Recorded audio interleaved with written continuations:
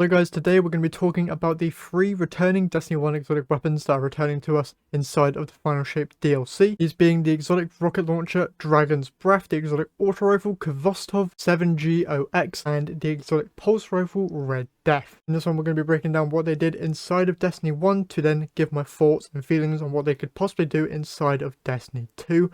As always though, if you're going to enjoy, be sure to leave a like on the video and subscribe to the channel if you haven't done so already, as it's free to do and it really does help me out here a lot. Also, a lot of you who watch my content aren't actually subscribed, so if you do go on to enjoy, please do hit that subscribe button, as we are super close to hitting 600 subscribers here on YouTube. As of the time of recording, we've already hit it, but currently we are like 11 away, so if you do go on to enjoy, please do hit that subscribe button.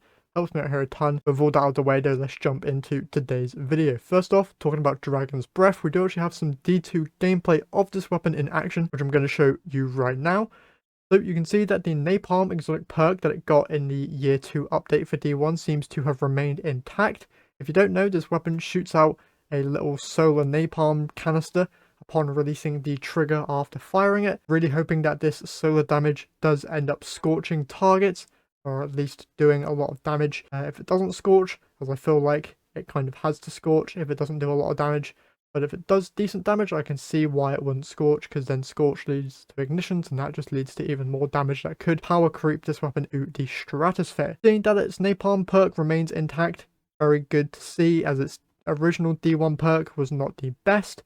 It would just shoot out an additional solar grenade upon firing the weapon, which was a lot worse than the napalm strike, the absolute field of fire that you get now with it. So very cool to see that napalm has remained. Apart from the ability to scorch targets, don't really see any other updates this thing could receive. They could always make it shoot out more napalm strikes. They can make the napalm dependent on where the weapon first impacts, rather than it being its own separate thing. But those are just my thoughts. Leave yours in the comment section down below on what you would like to see changed with the Dragon's Breath though. Moving on, we have the Kostov. This one is very interesting, as there's a lot of ways that they can go with this weapon. One way is that they can completely leave it how it is inside of D1, where if you don't know, it just has 3 different firing modes along with 2 different rate of fire options. You can switch it between a fully automatic, a burst fire, or a semi-automatic weapon.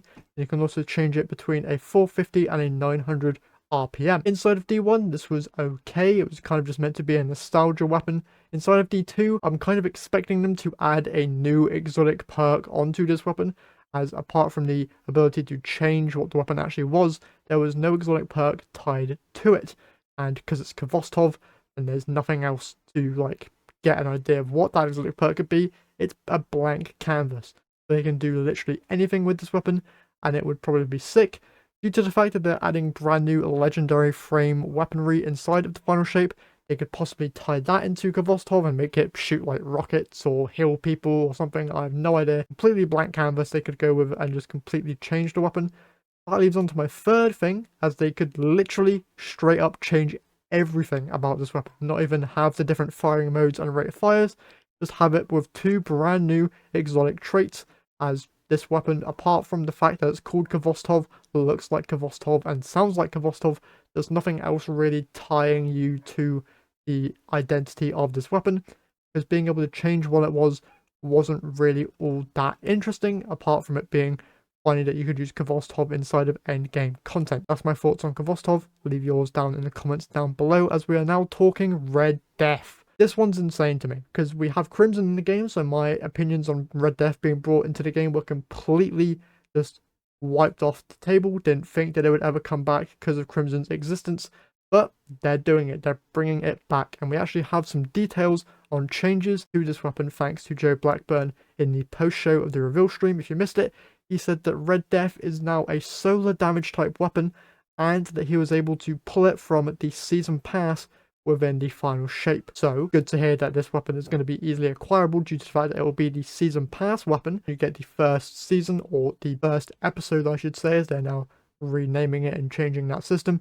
You'll be able to basically pull Redde immediately day 1 and be able to use it, which is great. Also, the fact that it's a solar weapon gives me ideas on how the healing factor could change with this weapon. Inside of Destiny 1, it states that you would get kills and it would heal you, and it would also increase your reload speed.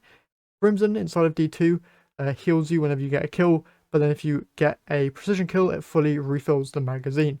So I can see them either taking that Crimson perk and adding it to Red Death, then giving it a different secondary perk, which then further like boosts the healing or something that this thing provides. It does have a bayonet on the end, so they could go a Monte Carlo route where you're able to stab people with it. Could be very fun there. But my main idea is that because it is a solar damage type weapon, they would add like a restoration or cure style effect to this weapon, or add some sort of Solar 3.0 wordage to it, maybe some Scorch or some Ignitions, maybe. That's me stretching it. I don't think they'd actually add Scorch or Ignitions to this weapon, as that would just make it insanely strong. But Quicksilver Storm does exist in the game, so anything goes really. This weapon is very nostalgic with its healing factor, so I don't expect that to change at all really. Just probably the ways that you'll get healed might change. Could always stab people to heal, which could be quite interesting. Don't know how well that would work inside of endgame stuff. But yeah, just thoughts flying through my brain really when I'm thinking about the updates to this weapon. And that's basically it.